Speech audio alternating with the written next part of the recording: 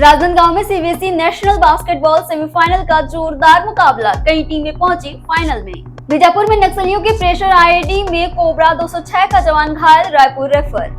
धमतरी में हाइवा ने गायों के झुंड को रौंदा, 3 की मौत, एक गंभीर, सीसीटीवी में कैद हुआ हादसा। बीजेवाईएम नेताओं ने कांग्रेसियों को पीटा, बैज बोले गृह मंत्री चुप क्यों, कहा कवर्धा की घटनाओं में अब तक एक्शन नहीं, प्रधानमंत्री के दौरे का विरोध जताएंगे। बीजापुर में 3 बड़े नक्सलियों ने किया आत्मसमर्पण, जो 3 दशकों से संगठन में एक्टिव थे।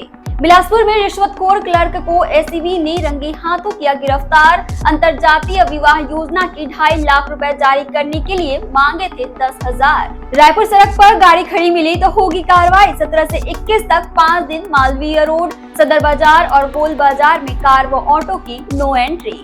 छत्तीसगढ़ की 9 राजनीति पार्टियों की मान्यता खतरे में, राज्य निर्वाचन आयोग ने सुनवाई पूरी की, अब फैसला केंद्रीय चुनाव आयोग करेगा। रायपुर अंबेडकर अस्पताल ने नवजात के पोस्टर पर मां को HIV पॉजिटिव लिखा, हाईकोर्ट ने मां और बेटी की पहचान उजागर करने पर नाराजगी जताई और कहा यह बेहद अमानवीय है, दोबारा ऐसी गलती न हो।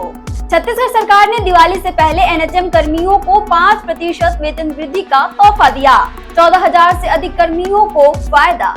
बलरामपुर के स्वामी आत्मानंद स्कूल में पीलिया का कहर, 7वीं कक्षा की छात्रा की मौत, कई बच्चे बीमार, प्रशासन की लापरवाही पर उठे सवाल। अंबिकापुर में स्कूली बच्चों को शौचालय जाने और बस्ते के बढ़ते बोझ पर राज्य बाल संरक्षण आयोग ने लिया संज्ञान, कलेक्टर और एसपी को पत्र जारी कर दिए आदेश। गरियाबंद में स्कूली भवन पर टेंट हाउस संचालक का कब्जा, पेड़ के नीचे पढ़ाई करने को मजबूर, टीचर मारती और गाली देती है। दंतेवाड़ा में छात्राएं स्कूल के बाहर बैठी, कहती हैं लाइफ बर्बाद कर दूंगी, मेरा कोई कुछ नहीं बिगाड़ सकता, कलेक्टर और विधायक मेरी जेब में हैं। बालोद, दिवाली मनाने के लिए पैसे नहीं होने पर महिला की हत्या, कान की बाली निकालने के बाद आरोपी मोबाइल पर भजन सुनता रहा, व्यापम की तैयारी कर रहा था आरोपी। छत्तीसगढ़ से जुड़े टॉप अपडेट्स के लिए आप देखते रहें स्वयं छत्तीसगढ़।